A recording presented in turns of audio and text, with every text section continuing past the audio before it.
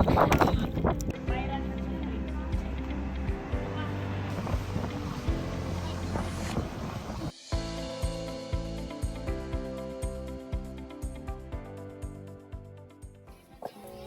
guys, for today's video magtatagalog na tayo. O, di ba? Ang ganda.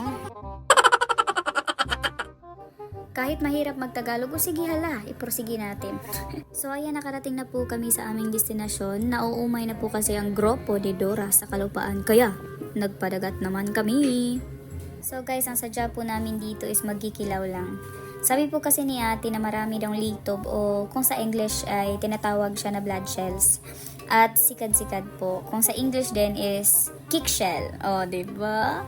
Ang ganda. Joke lang po, hindi ko po alam kung ano. Kayo na po bahala sa English, hindi ko alam kung ano. Hindi ko napapahirapan sarili ko. Nahihirapan na talaga ako sa buhay. Kaya wag na, tama na. Ano ba 'yan? So, yung tinuturo ko, sikat-sikat po pala siya. So, ang sarap niyang sabuan. Sabawan. Huli ka, huli ka, huli ka. Ay naku, nakakairita talaga pag nabubulol. Ano ba yan? Ayoko na. Ay, tigilan natin to. So yung kinuha ko, blood shell po yan. Ang sarap po niyan. Especially kung kikilawin nyo. Naku, talagang mauubos yung bahaw nyo. Ang laki po talaga ng hibasan, guys. Sing laki ng aking puso dito. Ang dami nyo po talagang makukuha pag manghibasan. Eh po, kung marunong po kayong manguha, pag hindi, eh di wala. Wala kayong makain kung hindi kayo marunong. Magugutom po kayo talaga. O, di ba? O, di ba nagsalita na yung ano ba? Ayoko na. Ayoko na talaga, guys. Bye. Joke lang po, itutuloy natin.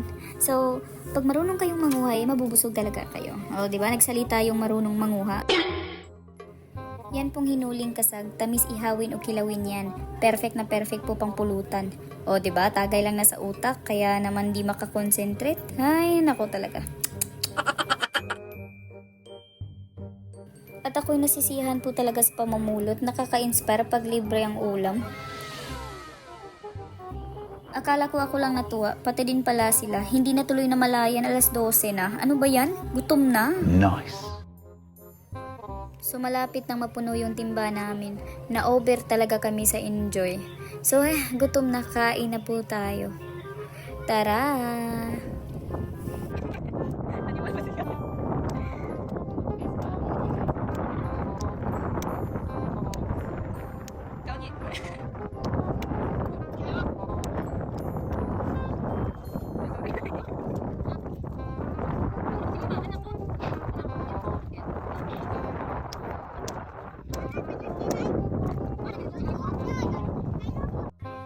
At sana po nag-enjoy kayo sa panonood at di nagutom kasi pag ganitong kainan, naku talagang lulobo ang tiyan nyo. Nakakagana talaga. Sarap di umuwi. At dali-dali po akong uminom dyan. Nabulunan po kasi ako dahil sa kadaldalan at may halong gutom na rin.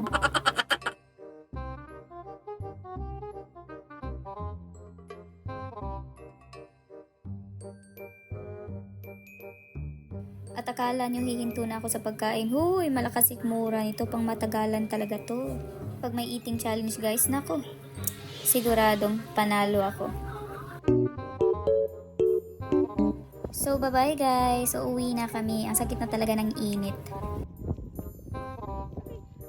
At siguradong babalik kami dito pag manghibasan uli kami. First time ko po talaga kasing pumunta dito na spot. At mabuhay po kayo. Thank you and subscribe.